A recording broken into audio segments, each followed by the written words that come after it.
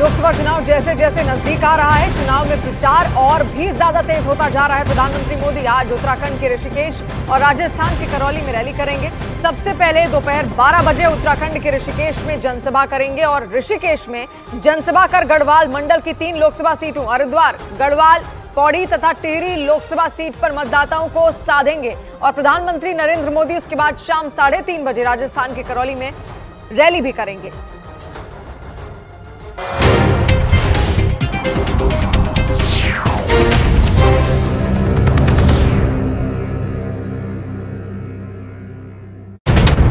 बार विधायक बने राजकुमार आनंद के पास 1-2 नहीं बल्कि 7 मंत्रालय थे और 2022 में ही उन्हें ये जिम्मेदारियां मिली थी। लेकिन करीब 2 साल बाद ही उन्होंने पार्टी छोड़ दी और आम आदमी पार्टी पर लगे भ्रष्टाचार के आरोपों को इसकी वजह बताया। मैं इन भ्रष्ट आचरणों में अपना नाम नहीं जुड़वाना चाहता। मैं नहीं समझता कि हमारे पास शासन करने की कोई नैतिक ताकत बच गई है। राजकुमार आनंद पिछले साल नवंबर में चर्चा में आए थे क्योंकि ईडी की टीम ने उनके घर पर छापा मारा था और ये छापा करीब 23 घंटे तक चला था। इसके बाद राजकुमार आनंद ने ईडी पर निशाना साधा था। उधर तेजस्वी यादव के चुनाव प्रचार के दौरान मछली खाने के वीडियो पर सियासत गर्मा गई क्योंकि ये वीडियो उन्होंने नवरात्र के मौके पर शेयर किया। इस वीडियो में तेजस्वी के साथ मुकेश सहनी भी नजर आए और दोनों नेता हेलीकॉप्टर में खाना खाते दिखे। और ये वीडियो उसी समय बनाया गया। इसमें तेजस्वी ने बताया कि वो मछली खा रहे हैं। मछली लाए हैं और बहुत ही स्वादिष्ट मछली है, 1 कांटे का मछली है। खाना खाते खाते तेजस्वी ने अपनी थाली में रखी मछली, रोटी, प्याज और मिर्च भी दिखाई। इसके बाद मुकेश सहनी ने उस मछली की खासियत बताई जो वो खा रहे थे। ये मछली जो है खास करके मिथिलांचल में कोसी में पाया जाता है, इसका नाम है चेचरा। यही नहीं, मुकेश सहनी ने थाली में रखी मिर्च दिखाते हुए विरोधियों पर तंज भी कस दिया। ये वीडियो खास करके हमारे छोटे भाई तेजस्वी जी का और हमारा देखने के बाद कुछ लोगों को बहुत मिर्ची लगेगा। ये वीडियो शेयर करते हुए तेजस्वी ने लिखा कि चुनावी भागदौड़ के बीच उन्होंने और मुकेश सहनी ने हेलीकॉप्टर में ही खाना खाया और ये खाना मुकेश सहनी लाए थे। तेजस्वी यादव ने इस वीडियो के जरिए बिहार के खाने के बारे में लोगों को बताया। उन्होंने वीडियो में केवल मछली ही नहीं, अपने साथ लाई गई खाने पीने की दूसरी चीजें भी दिखाई क्योंकि ये सभी चीजें बिहार के पारंपरिक खान पान से जुड़ी थी। सत्तू, मट्ठा, बेल का जूस जो है हम लोग जो है लेके चलते ताकि लू ना लगे। इस पूरे वीडियो में तेजस्वी ने बार बार ये जताया कि उनके खान पान पर बिहार की छाप है। पूरा बिहारी स्टाइल है, पूरा खाने का बिहार के लोग हैं हम लोग। तेजस्वी का ये वीडियो जैसे ही आया इसकी चर्चा शुरू हो गई क्योंकि उनके मछली खाने का ये वीडियो नवरात्र के दौरान आया और इसीलिए इस पर सियासत गर्मा गई। बीजेपी की ओर से बयान भी आ गया। बिहार के उप मुख्यमंत्री विजय सिन्हा तो तेजस्वी यादव पर भड़क गए। उन्होंने नवरात्र के समय तेजस्वी के इस वीडियो पर आपत्ति जताई और उन पर निशाना साधा। नवरात्रा के अवसर पर आप जिस तरह से मछली खाते हुए ट्वीट करके क्या दिखाना चाहते हैं? बीजेपी ने हमला किया तो तेजस्वी यादव ने भी जवाब दिया। उन्होंने दलील दी कि वीडियो नवरात्र से पहले का है और उन्होंने इसे शेयर करते समय अपनी पोस्ट में तारीख भी डाली थी। 8 तारीख का तारीख उसमें मेंशन है और हमने जो IQ टेस्ट जो लिया इन भाजपाइयों का, हम साबित हुए सही। नवरात्र 9 अप्रैल से शुरू हुए और तेजस्वी यादव ने जो वीडियो शेयर किया उसमें उन्होंने लिखा कि वीडियो 8 अप्रैल का है, यानी वीडियो आया भले ही नवरात्र के दौरान हो लेकिन बनाया नवरात्र से पहले गया था। इधर मध्य प्रदेश के गुना में उस वक्त हाहाकार मच गया जब एक तेज रफ्तार कार ने बीजेपी के 3 कार्यकर्ताओं को रौंद दिया। इस भयानक हादसे में 2 कार्यकर्ताओं की मौत हो गई जबकि तीसरा कार्यकर्ता बुरी तरह घायल हो गया। देर रात हुए इस दिल दहला देने वाले हादसे का एक वीडियो भी सामने आया और हादसे के इस वीडियो को देखने के बाद लोगों की सांसें थम गईं क्योंकि इस वीडियो में रात के वक्त एक बेकाबू कार स्कूटर के साथ खड़े 3 लोगों को जोरदार टक्कर मारती दिखाई दी। कार की रफ्तार इतनी ज्यादा थी कि टक्कर लगते ही स्कूटर सड़क पर घिसटते हुए कई मीटर दूर चला गया। यह हादसा गुना शहर की न्यू सिटी कॉलोनी में बीजेपी ऑफिस के बाहर हुआ।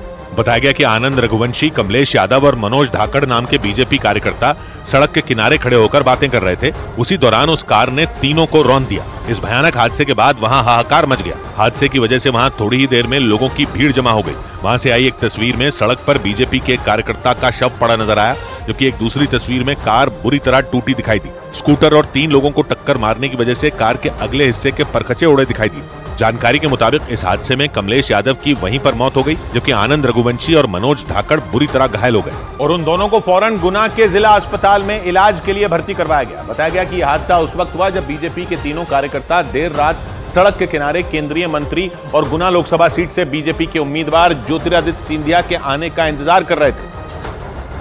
और उसी दौरान काले रंग की उस कार ने उन तीनों को उड़ा दिया। इस हादसे की जानकारी मिलते ही ज्योतिरादित्य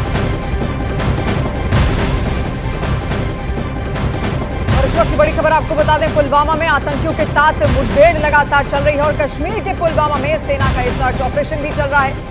सुरक्षा बल ने इलाके को घेरा हुआ है। 2 आतंकियों के छिपे होने की खबर अब भी वहां पर मिल रही है और चप्पे चप्पे पर सुरक्षा बलों की तैनाती कर दी गई है। तस्वीरें इस वक्त हम आपको दिखा रहे हैं। पुलवामा में आतंकियों के साथ मुठभेड़ हुई और अब भी कुछ आतंकी वहां पर छुपे हुए हैं जिनके लिए सर्च ऑपरेशन लगातार चलाया जा रहा है। तो जो इलाका है वो जंगलों का इलाका है और ऐसे में आसानी से वहां पर कई सारी आतंकवादी गतिविधियां करना आसान होता है आतंकियों के लिए। और अब भी कहा जा रहा है कि वहां पर कुछ आतंकी छिपे हुए हैं जिनको ढूंढने के लिए सर्च ऑपरेशन चलाया जा रहा है। रिफत इस वक्त हमारे साथ जुड़ रहे हैं। रिफत, और क्या जानकारी मिल रही है? देखिए, बिल्कुल एनकाउंटर हुआ है रात के दौरान। तकरीबन 3 बजे के करीब स्पेसिफिक इन्फॉर्मेशन मिली थी सुरक्षा बलों को कि इस एरिया में मिलिटेंट छुपे हुए हैं।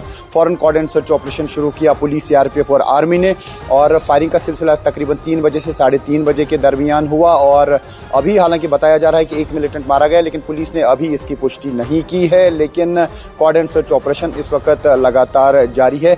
अभी ऐसा जिस तरीके से पुलिस ने भी कंफर्म किया कि एनकाउंटर हुआ है, लेकिन पुलिस ने यह कहा कि अभी कोई बॉडी रिकवर नहीं हुई है, यानी जिस स्पॉट पे एनकाउंटर हुआ है वहां पे सर्च ऑपरेशन अभी चल रहा है। क्योंकि फायरिंग का सिलसिला काफी देर तक जारी रहा दोनों साइड से, यानी मिलिटेंटों की तरफ से भी और सिक्योरिटी फोर्सेस की तरफ से। तो उसमें यह समझा जा रहा है कि शायद 1 मिलिटेंट मरा है और लोकल मिलिटेंट, लेकिन अभी उसकी बॉडी रिकवर नहीं हुई है, लेकिन ऑपरेशन जारी है।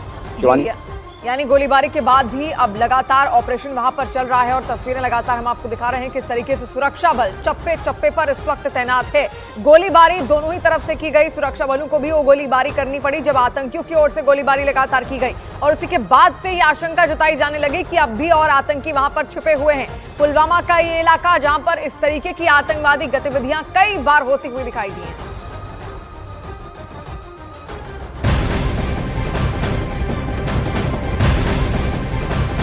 और अमेरिकी मैगजीन न्यूज वीक को पीएम मोदी ने इंटरव्यू दिया है। मैगजीन न्यूज वीक को दिए इंटरव्यू में पीएम मोदी ने कहा, हर मुद्दे पर अपनी बात रखी।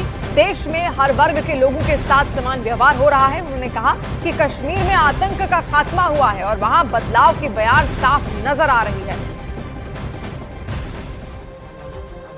तो प्रधानमंत्री नरेंद्र मोदी ने अमेरिकी मैगजीन न्यूज वीक को अपना इंटरव्यू दिया है और उसके फ्रंट पेज पर अनस्टॉपेबल नाम से प्रधानमंत्री नरेंद्र मोदी की तस्वीर के साथ पहला पन्ना पब्लिश भी हुआ, जिसकी तस्वीर भी हमने आपको दिखाई। और इसके साथ प्रधानमंत्री नरेंद्र मोदी ने जो पूरा इंटरव्यू दिया उसमें उन्होंने कई बातों का जिक्र किया, जिसमें आतंकवाद भी एक अहम मुद्दा था।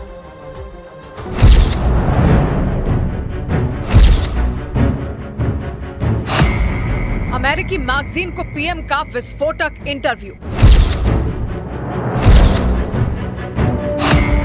फ्रंट पेज पर लिखा अनस्टॉपेबल।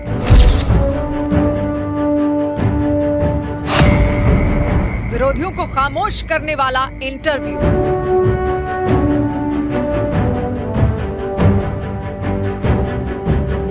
अमेरिकी मैगजीन न्यूज वीक के फ्रंट पेज पर प्रधानमंत्री मोदी की तस्वीर लगी है और लिखा है अनस्टॉपेबल, मतलब जिसे रोका ना जा सके। इंदिरा गांधी के बाद पीएम मोदी ही वो पहले शख्स हैं जिन्हें न्यूज वीक मैगजीन के कवर पेज पर जगह दी गई है। उन्होंने बेबाकी से हर मुद्दों पर बात की और अपनी सरकार का पक्ष रखा और उज्जवल भविष्य के लिए क्या रोड मैप होंगे इस पर चर्चा भी की। अमेरिकी मैगजीन को पीएम का इंटरव्यू। देश में अल्पसंख्यकों के साथ समान व्यवहार हो रहा है। कश्मीर में हुए बदलाव को खुद आकर देखें। आतंक के खिलाफ हैं, हिंसा मुक्त माहौल की वकालत करते हैं। इमरान खान की गिरफ्तारी पाकिस्तान का अंदरूनी मसला।